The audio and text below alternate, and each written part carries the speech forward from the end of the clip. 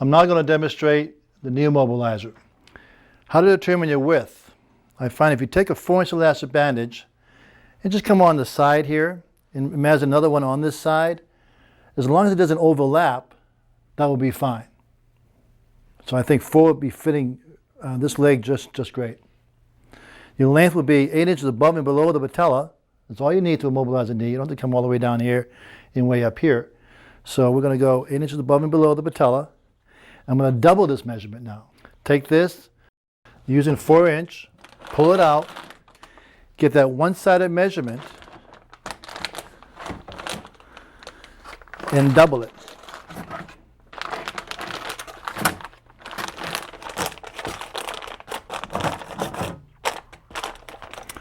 This is going to be median laterally on the patient.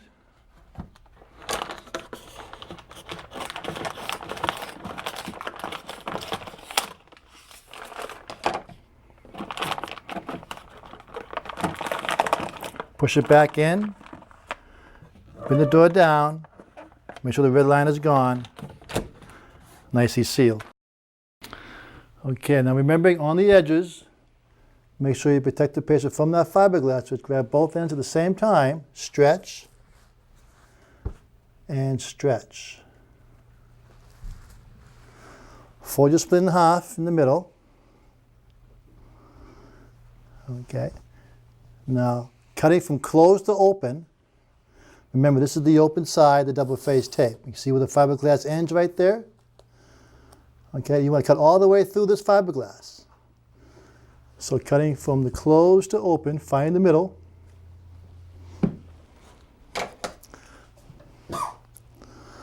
All the way through. Now use the whole scissor, and then you get to this point here, maybe a ½ inch away. Just take the tips back, and you feel where the fiberglass is right there. Just take the tips and put it right where the fiberglass ends and snip. Otherwise, you may go all the way through. So just use the tips. And then because I created fiberglass edges here, stretch the padding. Stretch, turn, stretch, and again, stretch on this side, turn, and stretch. And because it is 4-inch, I tend to zigzag at the width of the splint. It just covers more of the splint. One side, the other side.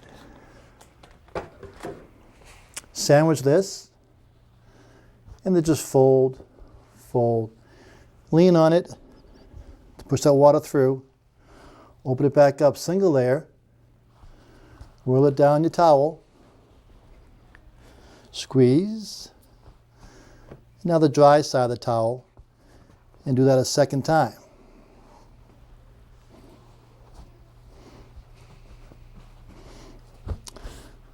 If you have any abrasions, okay, you can always pad the knee. Okay, put your dressing on if you need, and just lock it in with some dressing of some sort.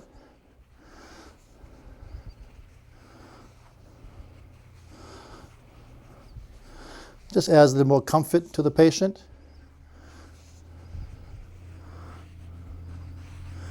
And then this tab that you just created there, just place that on top of the patient's leg anteriorly and come up medial laterally and just wrapping distal to proximal.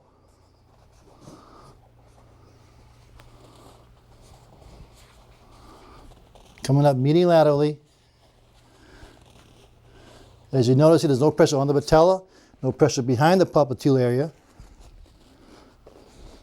You have nice even compression with the bandage wrap as opposed to having straps. Sometimes you have a strap here, balloons out here. Strap, balloons out here. This you have even compression going up the leg. You have a much lower profile. And normally I find a lot of folks put knee immobilizers on over the patient's pants. Okay, because they can't get the pants over that bulky knee immobilizer. This being so low profile, it goes on the patient's bare leg, and the pants go back over this. So they don't have to take it off when they go home. So that's a nice feature to this technique. You can mold pocket splint. You can't mold foam, so you have a really nice fit to the patient. And you also like to put them into about 10 to 15 degrees of flexion. So now when they walk out, they're going to have proper gait as opposed to a straight leg where they tend to hit the floor. It's a little bit safer for the patient and a lot more comfortable. And that's our knee immobilizer.